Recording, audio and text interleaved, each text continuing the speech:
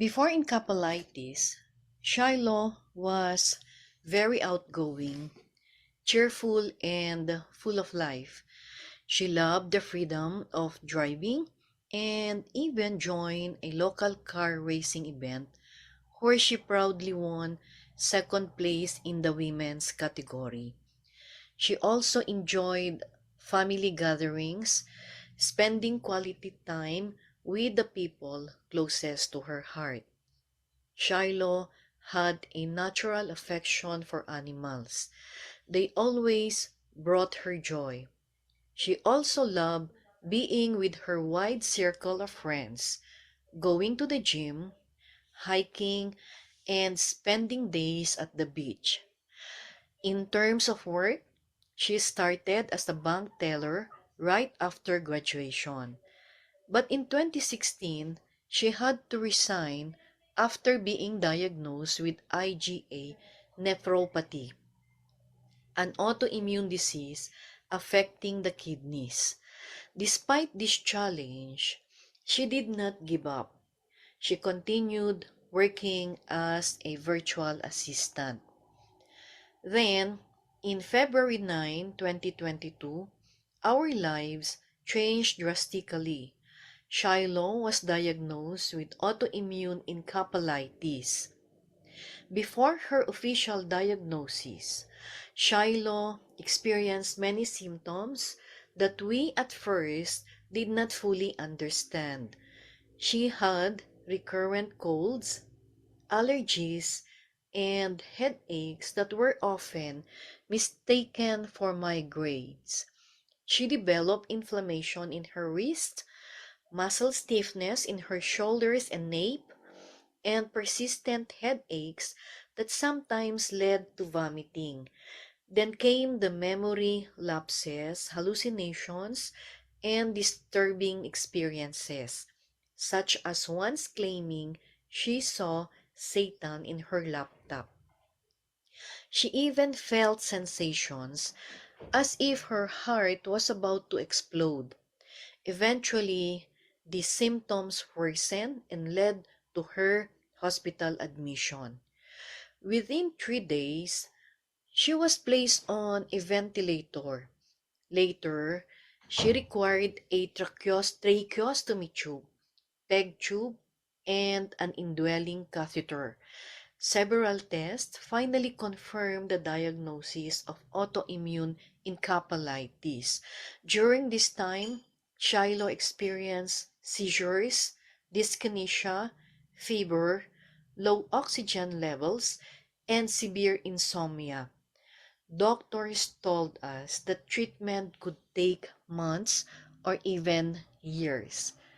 Her hospital admission lasted 1.5 months.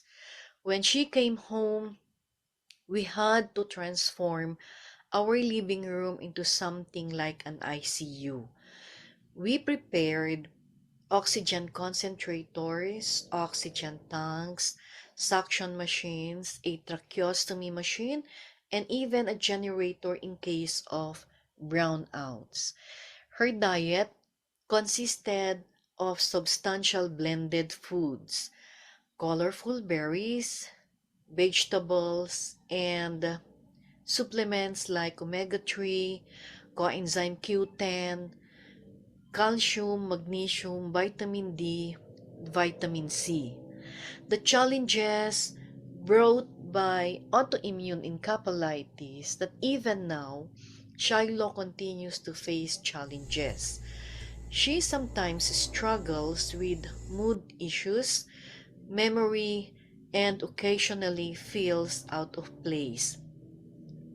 But she is aware that these are results of her brain injury, and she is doing her best to cope and adjust. This illness did not only test Shiloh, it tested our entire family. First, the emotional challenge. This was perhaps the hardest.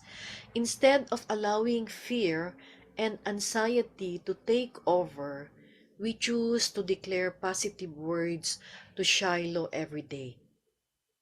We would tell her, "You are well, You have a sound mind and body. You are healthy. You're full of life.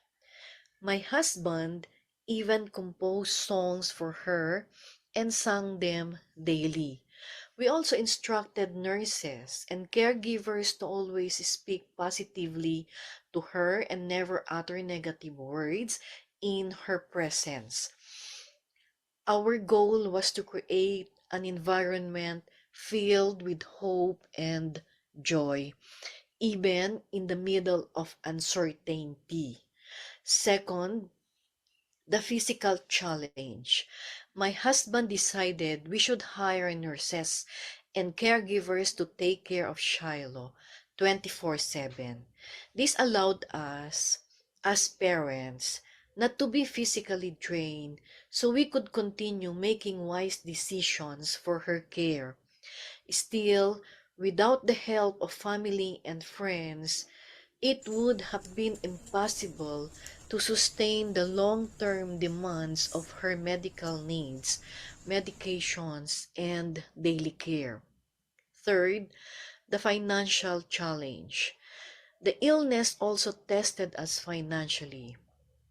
We needed every possible source of income.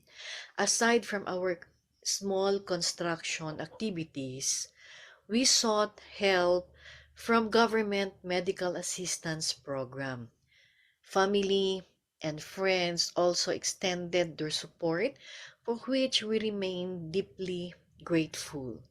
Shiloh's story is still ongoing, but today she is medication free and can even travel outside the Philippines on her own.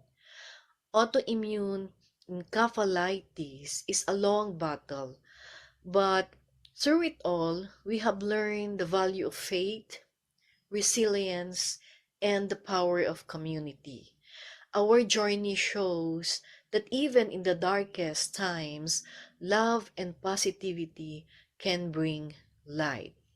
Thank you for listening.